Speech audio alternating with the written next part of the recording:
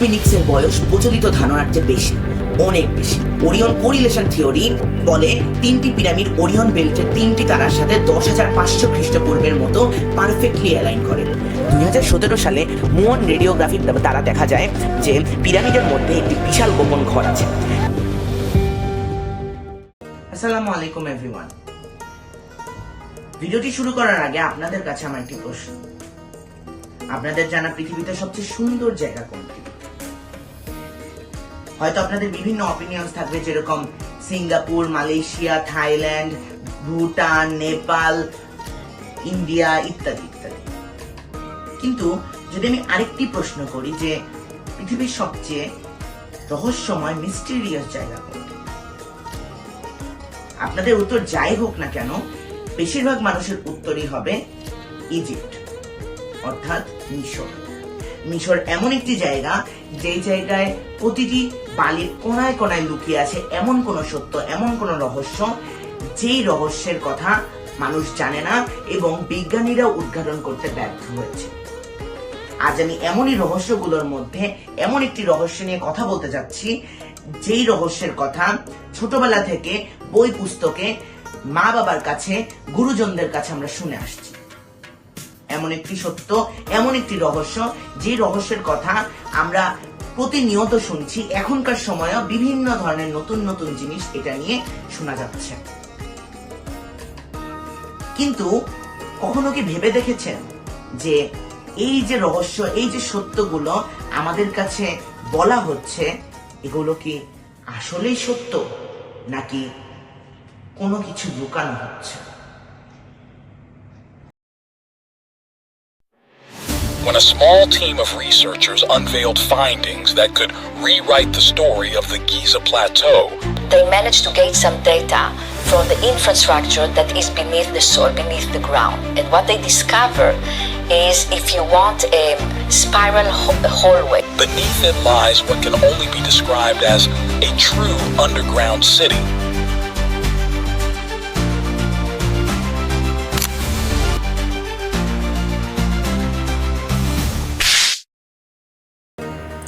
The great pyramid of Giza.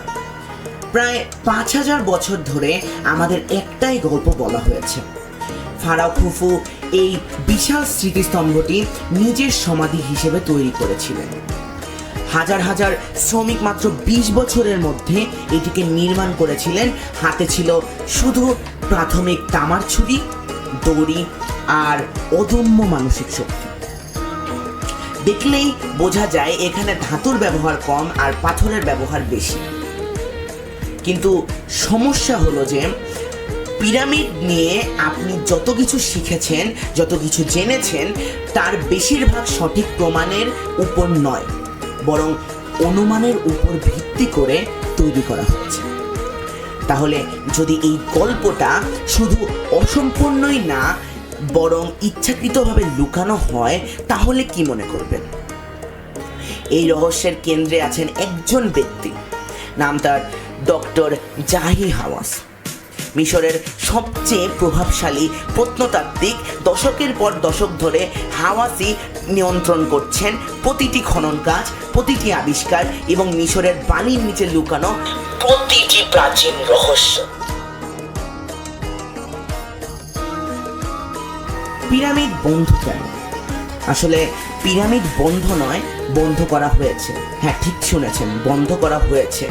এটা আগে বন্ধ ছিল না। আমি আমার নিজস্ব তথ্য দিচ্ছি। কোনো কথা বলার আগেই একটি ছবি এবং মিস্টার হাওয়াস চলে যাচ্ছে। কিন্তু এখানেই শুরু হয় অদ্ভুততা।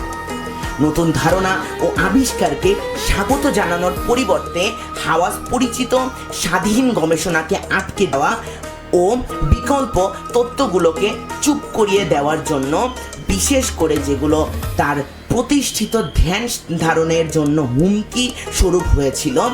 পিরামিড নিয়ে লেখা অধিকাংশ তথ্যই ভুল। অধিকাংশ, হ্যাঁ, বইগুলোতে।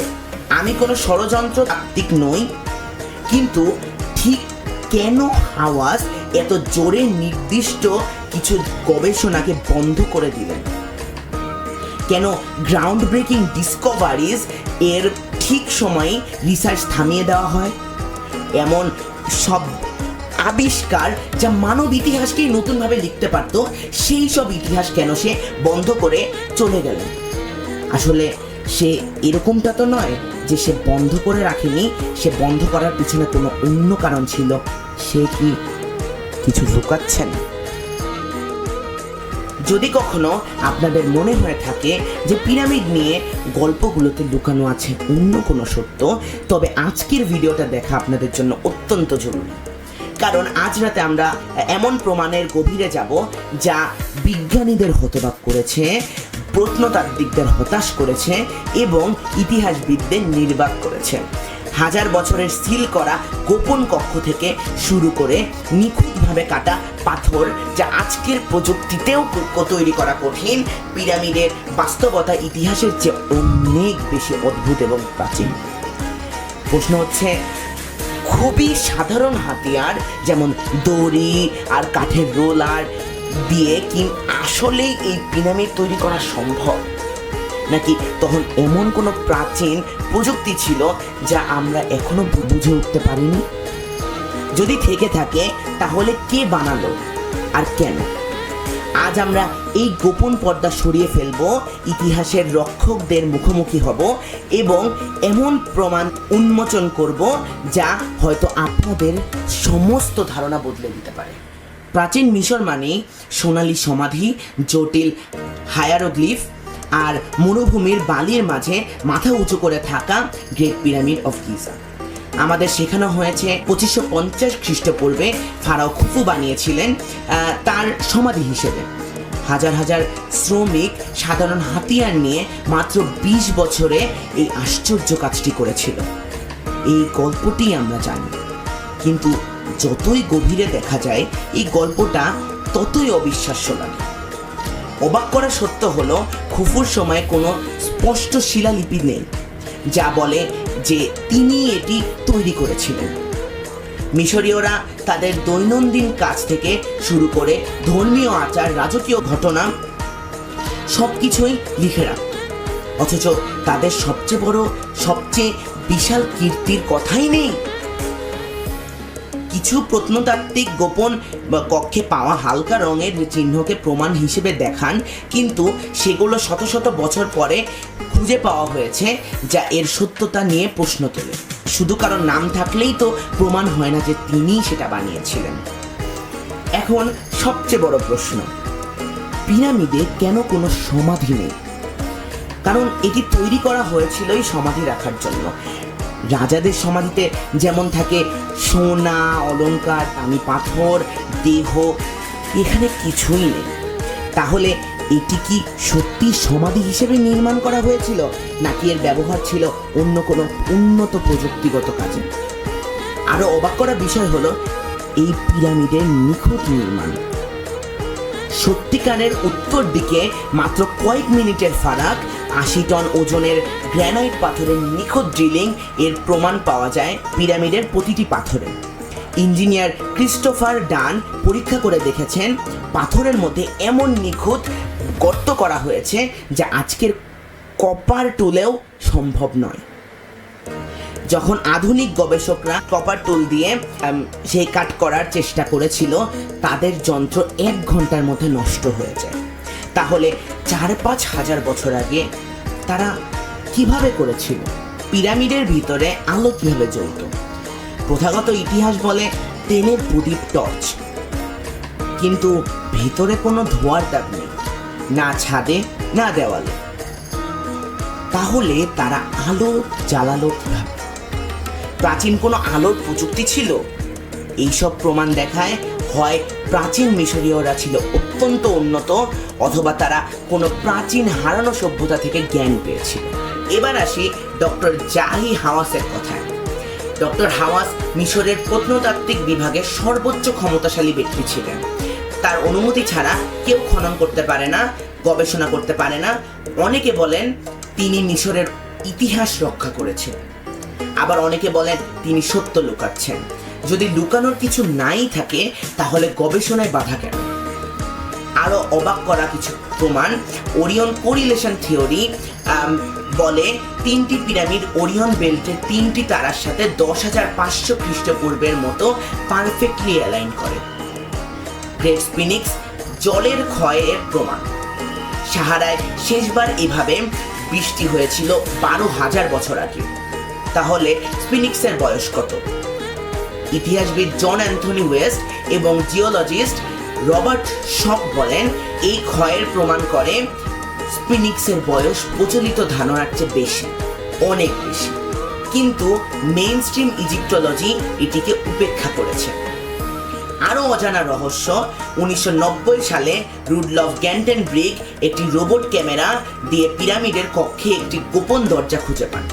2002 সালে ন্যাশনাল জিওগ্রাফিকের এক দল এই দরজার পিছনে আরেকটি দরজা খুঁজে পায়। কিন্তু আজ পর্যন্ত কেউ জানে না এর পিছনে কি আছে। 2017 সালে মুন রেডিওগ্রাফির দ্বারা দেখা যায় যে পিরামিডের মধ্যে একটি বিশাল গোপন ঘর আছে, যা গ্র্যান্ড গ্যালারির থেকেও বড়, কিন্তু প্রবেশপথ নেই। গবেষকরা আবিষ্কার করতে চাইলেও মিশরীয় সরকার অনুমতি দেয়নি। সবশেষে প্রশ্ন থেকে যায়, এই বন্ধ দরজার পেছনে কি লুকানো আছে? 2017 সালে আবিষ্কৃত সেই বিশাল কক্ষের কাজ কি? আর কে তৈরি করেছিল এই পিরামিড? ডক্টর জাহি হাওয়াজ কি আসলেই মিশরের ইতিহাস রক্ষা করছেন, নাকি অন্য কিছু লুকাচ্ছেন? যদি মিশরীয় প্রত্নতত্ত্বের সত্যিকারের স্বচ্ছতা না আসে, আমরা হয়তো কোনোদিনই জানতে পারবো না এই বালির নিচে লুকিয়ে আছে কত বড় সত্য। যদিও প্রচলিত মিশরীয় ইতিহাসবিদেরা এই তত্ত্বগুলোকে অসম্ভব বা কল্পনাপ্রসূত বলে উড়িয়ে দেন, দিন দিন বেড়ে চলা প্রমাণগুলোকে আর সহজে উপেক্ষা করা যাচ্ছে না। উদাহরণ হিসেবে ধরা যাক অ্যাবিডোসের রহস্যময় অসিরিয়ান মন্দির। বিশাল গ্রানাইট ব্লক দিয়ে তৈরি এই মন্দিরে এমন নিখুঁত কারিগরির প্রমাণ মেলে যা গ্রেট পিরামিডের ভিতরের কাজের সাথে তুলনীয়। অথচ প্রচলিত ধারণা অনুযায়ী সেই সময়ে মিশরীয়দের পক্ষে এত উন্নত নির্মাণ সম্ভব ছিল। যদিও ঠিক একইভাবে সাকারার সেরাপাইমের থাকা বিশাল গ্রানাইটের বাক্সগুলো আজকের আধুনিক যন্ত্রপাতির জন্য চ্যালেঞ্জ। ব্রোঞ্জ যুগের প্রাথমিক হাতিয়ার দিয়ে তা তৈরি করা প্রায় অসম্ভব। এইসব অসাধারণ আবিষ্কার প্রচলিত ইতিহাসকে চ্যালেঞ্জ করছে, দেখাচ্ছে যে মিশরের ইতিহাসে এমন অনেক স্তর রয়েছে যা এখনো আবিষ্কারের অপেক্ষায়।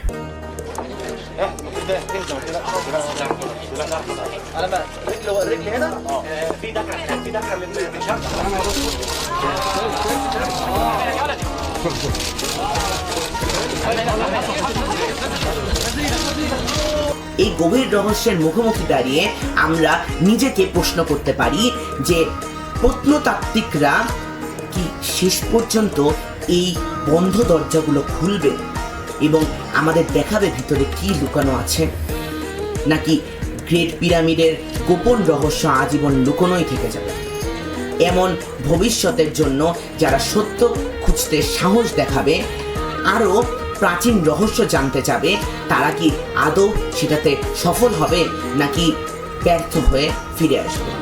এখন আরেকটি প্রশ্ন জাগে, সেটি হচ্ছে প্রচলিত প্রত্নতত্ত্ব কি ইচ্ছাকৃতভাবে উপেক্ষা করছে, নাকি আসলেই দেখতে পাচ্ছে না যে এই সমস্ত স্মৃতিস্তম্ভের পেছনে আরও প্রাচীন ও উন্নত কোনো সভ্যতার প্রমাণ লুকিয়ে আছে?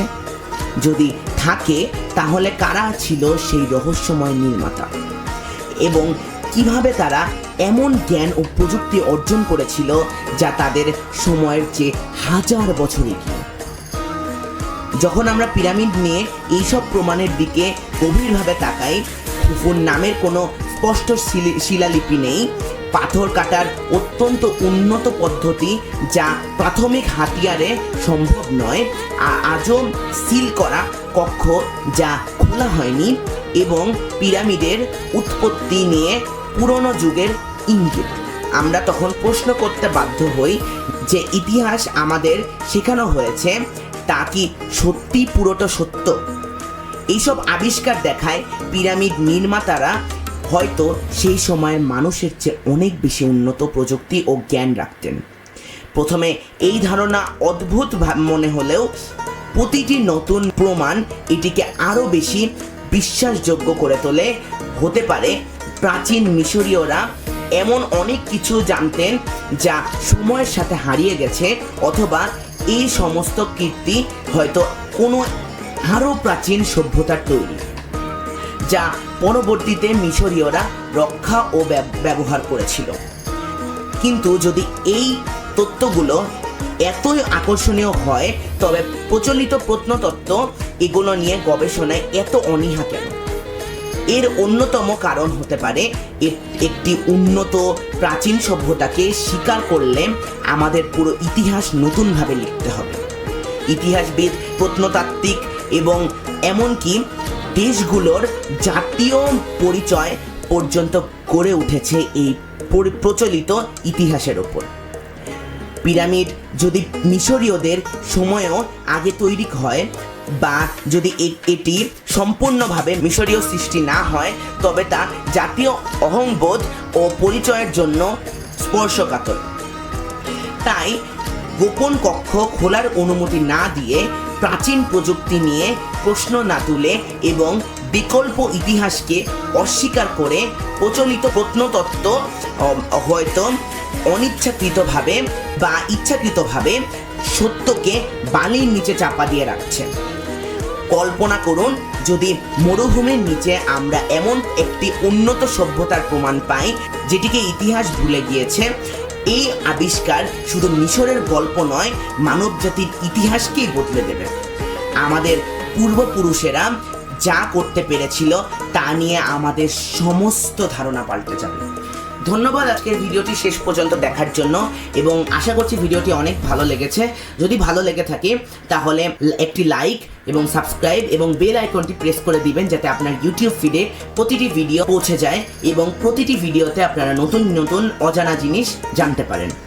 আজকের মতো আমি বিদায় নিচ্ছি, দেখা হচ্ছে পরের ভিডিওতে।